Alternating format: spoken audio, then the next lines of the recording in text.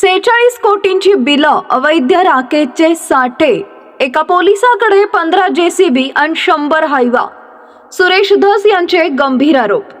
संतोष देशमुख हत्या प्रकरणातील आरोपी विष्णू चाटेच्या नावावर 46 कोटी रुपयांची बिलं काढण्यात आल्याचा गंभीर आरोप भाजपचे आमदार सुरेश धस यांनी केलाय.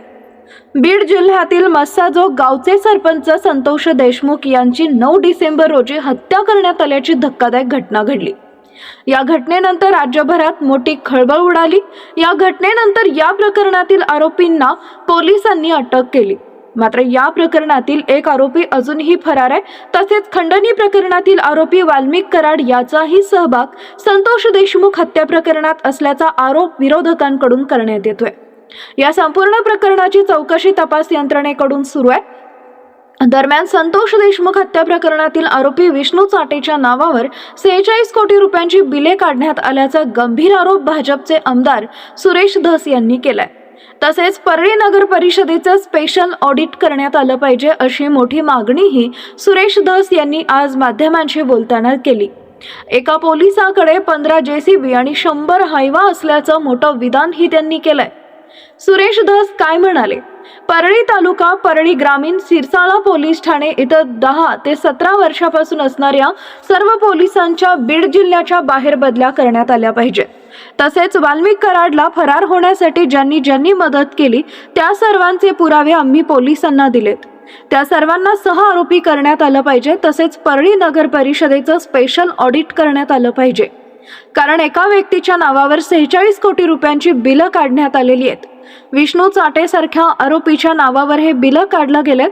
तसेच एकाच रस्त्यावर 5 वेळा बिलं काढलं गेलेत असा गंभीर आरोप सुरेश धस यांनी केलाय.